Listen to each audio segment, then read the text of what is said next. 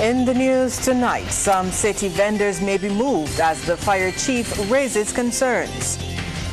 Changes coming to the secondary school system regarding technical subjects.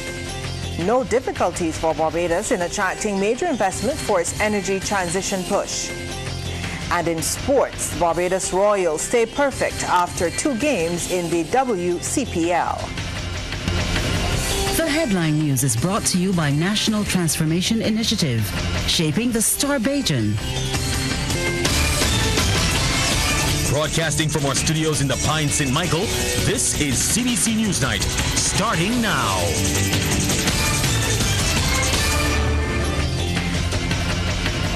Good evening, I'm Lisa Broom. Thank you so much for tuning in. In our top story tonight, fire safety concerns in the city of Bridgetown have been raised by the chief fire officer and will likely result in vendors being moved. Crystal Hoyt has more. Bridgetown, a frightening fire hazard. That's the warning from Chief Fire Officer Errol Maynard following a walkthrough of Swan Street on Wednesday morning. Fire officials, City Manager Neville Greenidge, and representatives from the Barbados Association of Retailers, Vendors and Entrepreneurs, Barvin, assess the situation firsthand. The main concern is really access. The vehicles cannot access Swan Street without occurring damage to the vehicles or damaging other people's property and maybe hurting some person. Swan Street was designed basically to have pedestrian traffic and emergency traffic only.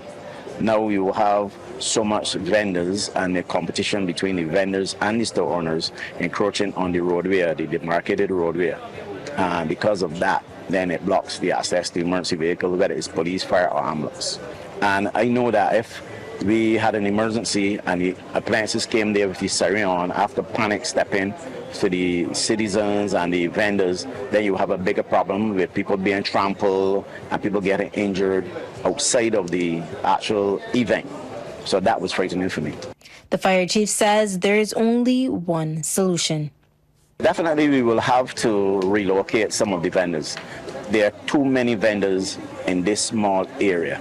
The vendors and the emergency access cannot exist together. So we have to move some of the vendors. We have to encourage or ask the store owners not to place their product on the street and leave them in the store, that we will not have the passage blocked. Because right now we have the vendors and the store owners competing for the space on the street. Alistair Alexander, president of Barvin, says safety is also his top priority. The concerns of the fire chief would be the concerns of Barvin. We have always said that an unlimited amount of vendors cannot hold in the city. It's impossible. We have tried, Barvin has tried over the years to prevent this from happening, because we know too that we will get blamed for it. We know that at this point in time, you have to take drastic action, you have to take necessary action to bring safety. And Barvin will sit down with government to see how we can even plan for the rest of the vendors, the people who will be affected, if something can be worked out for them, but this is untenable. The authorities are now mobilizing to address the issues and ensure public safety. Crystal Hoyt, CBC News. The Educational Transformation Minister, Chad Blackman, is promising changes to the school system to better prepare young people for jobs in construction and design. He says the construction sector can only thrive if the classroom keeps pace with the needs of a modern workforce. Minister Blackman was addressing today's media briefing of the Barbados Annual Construction Design Conference. Deanza Roberts attended and she filed this report. Minister Blackman told the gathering that subjects such as woodwork and technical drawing will soon be modernized at the secondary school level. He says this will prepare students to take their place in the global construction industry. You're going to see it rolled out this coming academic year, for example, particularly at the secondary level. The reimagination of what we do in our secondary schools with respect to woodwork, metalwork, technical drawing. These are the foundational aspects of design going forward. And we've done those things, of course, in a very 1960s, 70s, 80s, 90s way up to this point. But when you look at China, when you look at South Korea, those countries in school are using the industrialization process to help the students to understand and master the concept of design at scale. so that by the time they get to your industry, you're not going to have to necessarily do all of the heavy lifting in terms of the apprenticeships. Yes, those things are still necessary, but the school system, the curriculum must now match the national development at the earliest stage. The conference is a brainchild of the Technical and Vocational Education and Training Council, TVET. The council's chairman, Dr. Albert Best, says technology must be at the heart of the country's development if the construction industry is to thrive. By integrating technology into construction, we are not only improving quality, we are future-proofing our infrastructure and empowering our workforce. This conference is taking place against a backdrop of major global challenges in the construction and design industry. Climate change and environmental degradation, supply chain disruptions and material shortages, labor market shifts and skills gaps, rapid urbanization and housing demands, digital transformation and cybersecurity risks. Major sponsor BRC West Indies Limited says the strength of the industry depends on the strength of the people, especially the youth. Sales and marketing manager Nazir Harper says they are happy to align with this conference. Supporting this event is more than just a partnership. It's an investment in the future of the construction industry here in Barbados and the region. The conference is a vital platform that brings together professionals, innovators, and stakeholders to exchange ideas and explore solutions that move the industry forward. We chose this partnership because we believe the strength of our construction sector depends on the strength of its people, which speaks to our slogan, working to build a stronger nation. The three-day conference, which begins September 24th, will highlight those opportunities and showcase how education and innovation can work together to reshape the construction sector. Deanza Roberts, CBC News. Frederick Smith Secondary School will remain closed until next Wednesday to allow for the completion of repairs. Chairman of the board, Senator Reverend Canon Dr. John Rogers, says while contractors began remedial works on the 46-year-old St. James-based plant during the summer vacation, additional issues that needed to be fixed were detected during the process. He says fixing those additional problems created a dust problem, which the board sought to rectify over the weekend by hiring industrial cleaners. However, he says when teachers turned up for school on Monday, some of them were still having challenges with the dust, leading to the decision to close the school until next week to clear any work causing issues. And also to clean the school thoroughly. And that was a decision which the teachers basically came to because they're very eager to get with their children and so on. But they said to us, the best thing to do is let us take the time now, fix this issue, and so that we can come in and have our term with our children and so on. So that was a decision that was made. Both unions were on board, and I want to especially commend the new principal, Ms. Chanel Wade, and Mr. Sean Ford, the new deputy, for the solidarity that they've exhibited and the leadership skills that they've exhibited in bringing the staff together, and for the ministry officials in supporting us along this way and offering us the guidelines necessary and the latitude necessary to get what we need to do done to get our children back in. Senator Rogers says the closure was unavoidable since the board wants to ensure everything is done right for when the school reopens next week. Because of the magnitude of the work, it was not cosmetic anymore. Once you started touching things, everything started falling apart.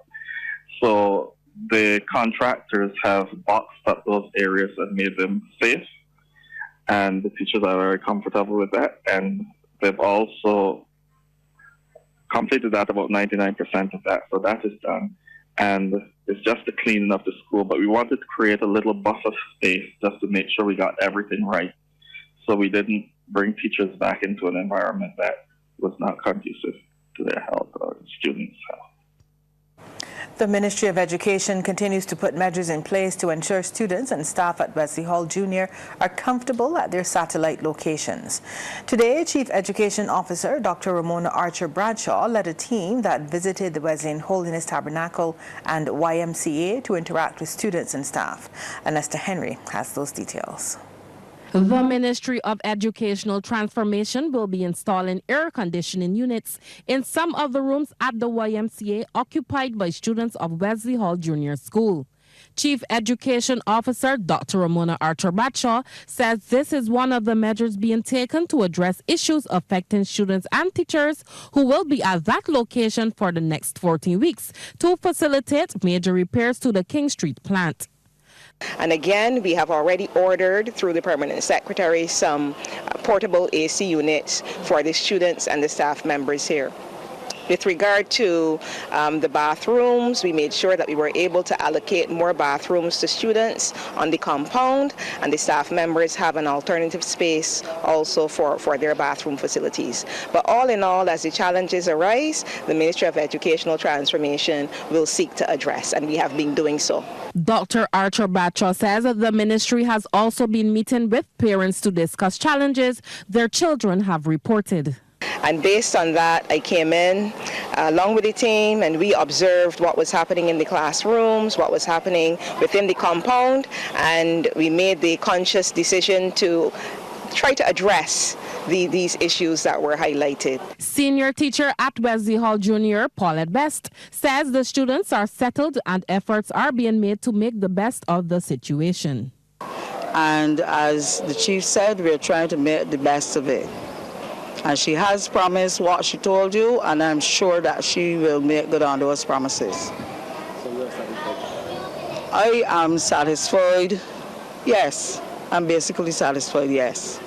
The ministry officials also checked in on the Class 3 and 4 students at the Wesleyan Holiness Tabernacle, where large fans have been installed to keep them cool. Students at the Tabernacle will be relocated to Westbury Primary and the St. Leonard's Anglican Church by next Monday. Anesta Henry, CBC News. The government of Barbados has condemned the recent Israeli strikes on Qatar and expresses its solidarity with the government and people of Qatar. In a statement this evening, the Office of the Prime Minister notes that violations of a country's sovereignty and territorial integrity, whenever and wherever they occur, are a breach of international law and mutually agreed norms that have supported the stability of the international states system since the Second World War. Maintaining the integrity of these norms is essential to international peace and security.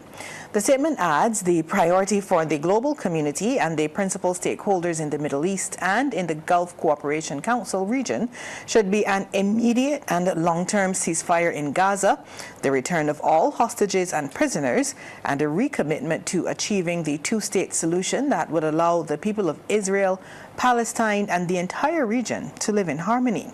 Barbados remains committed to global peace and security and to the principles that support their realization in our time. And coming up, we'll tell you about what's being planned for Summerfest. Stay with us. Mental health practitioners are urging those battling mental health issues to speak up. That's according to the lead psychiatrist of the psychiatric hospital's suicide prevention program, Dr. Joy Sue.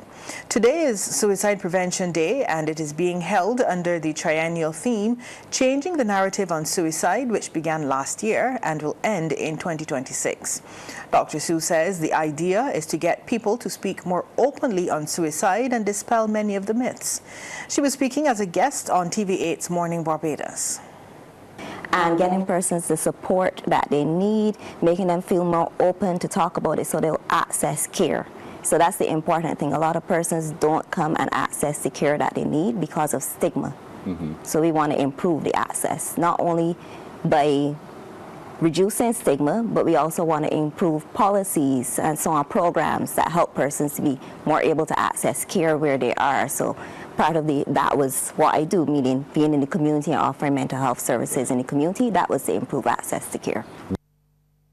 Dr. Sue offers this advice to those who may be approached by people struggling with mental health challenges and thoughts of suicide. She says listening without judgment is key. always listen first. Encourage a person to talk and listen in an open, non-judgmental way. Hear what they have to say, because that goes a long way. Sometimes persons just want someone to hear them out and show empathy for what they're going through.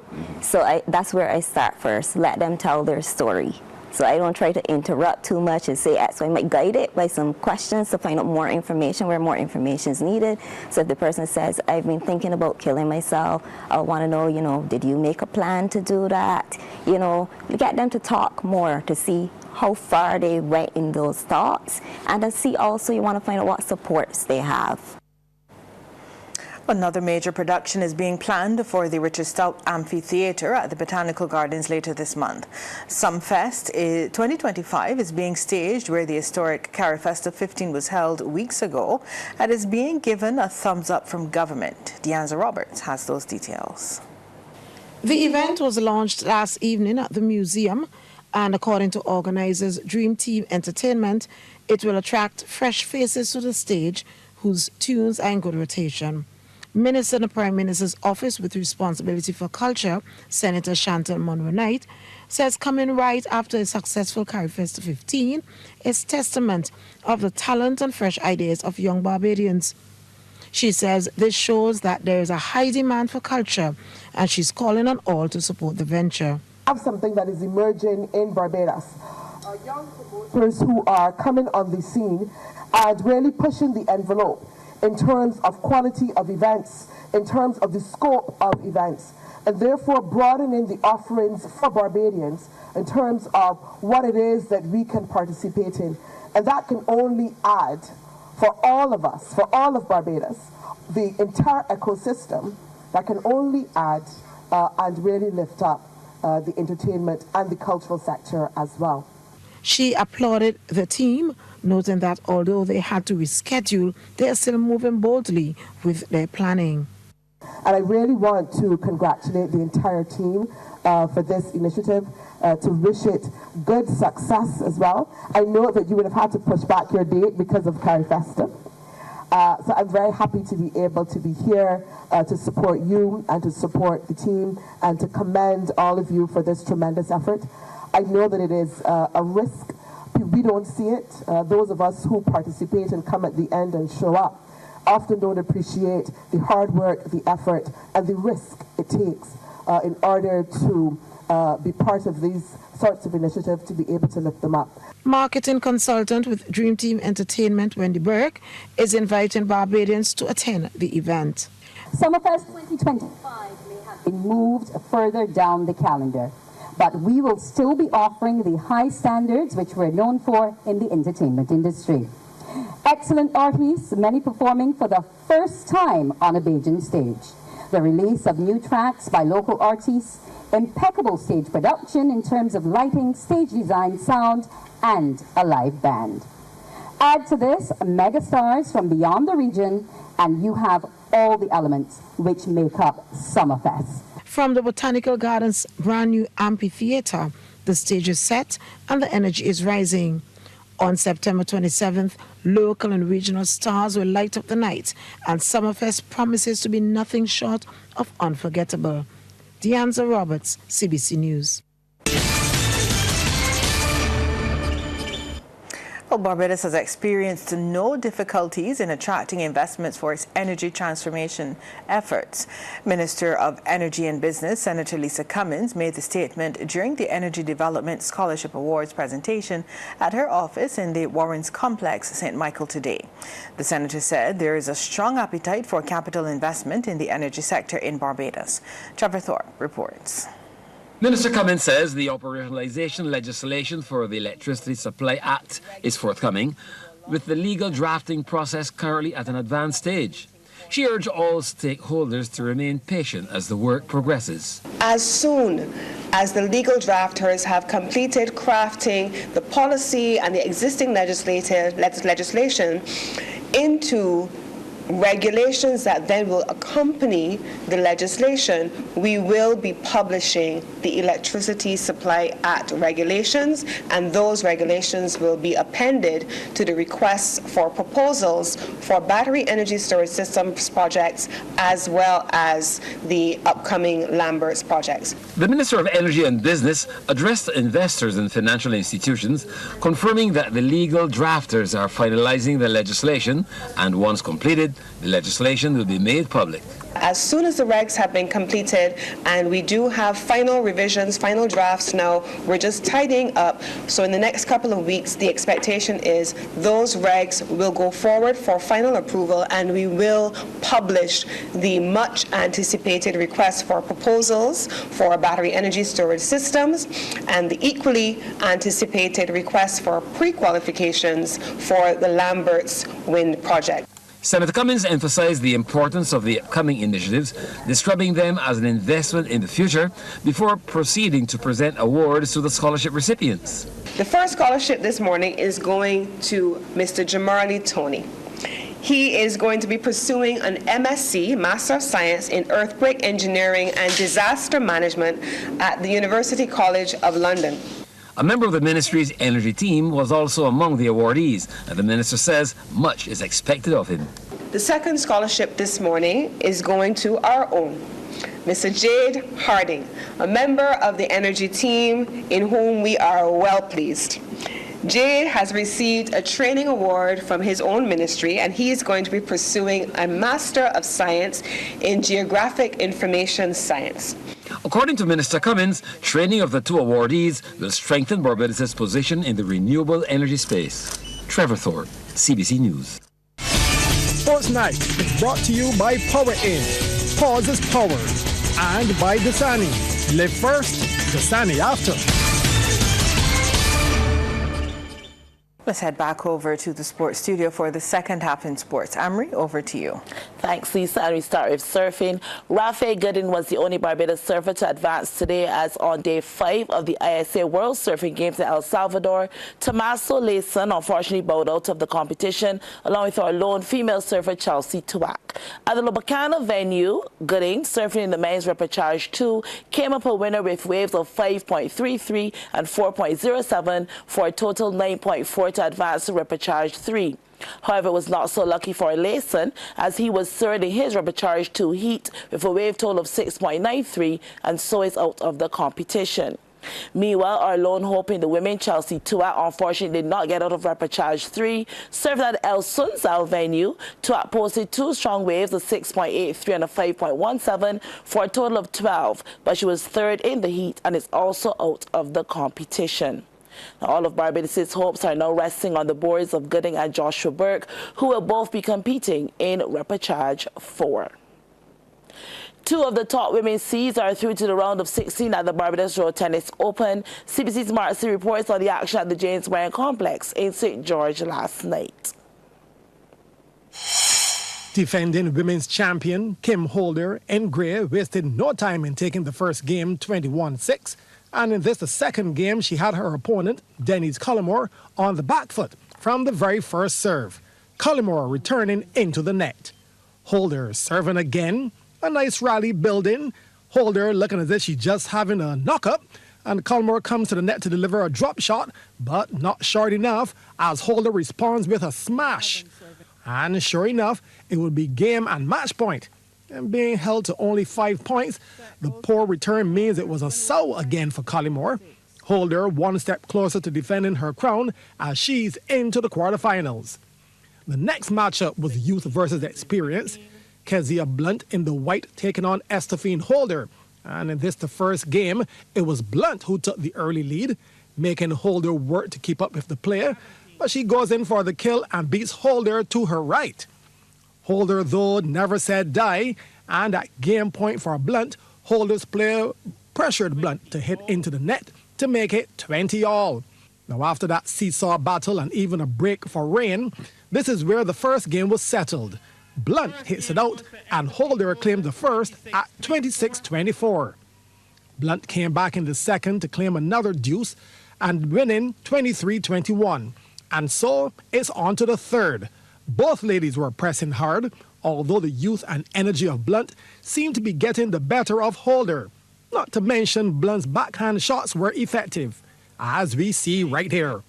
So here we go again, shot for shot, and then Holder again returns a bit too much power, and it's over the line.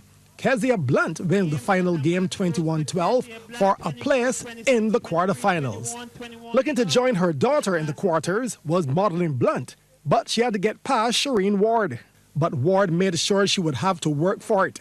And while this match also provided some long rallies, the errors of Blunt saw her fall behind. Ward brought her A game as she meant business, some nice quick fire returns at the net, and the point is hers. Ward at one point almost squandered that lead, as up to 19-13, she made a few errors, allowing Blunt to pull her way back to 17. However, Ward was able to come away with the early advantage as we pick up this rally in the latter stages. Ward goes in for the kill, and Blunt, though getting a racket to it, returns just outside the line. Ward wins it 21-17. Blunt now, with fire in her eyes, stormed back to take the second 22-20. And wanting to close out the third, she got some help from her opponent. This return out of court. And Blunt, a finalist in 2023, is now also en route to getting a place in that big final. Her ticket is booked for the quarters, winning that final game 21-5. Mark Seal, CBC Sports. Well, Pride of Gall Hill are among several Christchurch teams bidding to win the 2025 Prime Minister's Cup football competition. The team has been busy going through their final paces at the Briar Hall playing field. Pride of Gall Hill Football Club are intent on bettering their performances from the 2024 Prime Minister's Cup when they kickstart their 2025 campaign against Notre Dame in Group C. In the inaugural edition, Gall Hill ventured deep into the tournament, reaching the round of 16. However, it was there that a promising season was halted by a determined Ellerton club who crushed their hopes with an extra time winner via Shaquille Bell as they lost 2-1. Under the guidance of head coach Barry Taylor, Pride of Gall Hill want to go all the way this season and eliminate past mistakes. I think that in some crucial parts of the game, times of the game, the fellas kind of like switch off, wherein that if we had concentrate more as a team, because we came out here, we trained for that. But then, as I said, I don't know mentally the fellas are like in that part of the game switch off and caused us to concede a goal when we were about the 85th minute when we was leading 1-0. Right, 85 minutes, you just got to concentrate and shut out the game. But we men switch off and we lost. We got conceded a goal, and then after that, there another goals play after that, and that's what caused us to be knocked out last year.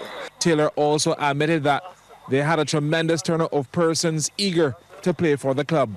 I can say from the time we started back training, we had numbers, and it hurt my heart that I had to cut the team because we had a lot of numbers for the last 2 weeks at training. Unfortunately, it's only 25 people that we can take, so we had to cut the team and had to tell some of the youngsters that they won't be able to do the thing. That was hard for some of them to take, but we had to get down to 25. Jason Lovell from the Barbados Defence Force and veteran Ronaldo Marquez have been brought into the setup to help bolster the backroom staff as the club seeks to blend youth with the experienced campaigners. Pride of Gall Hill are scheduled to battle Notre Dame on September 14th in the feature match of a doubleheader at Speightstown. And that's news for tonight. On behalf of the entire team, thank you so much for tuning in. Good night.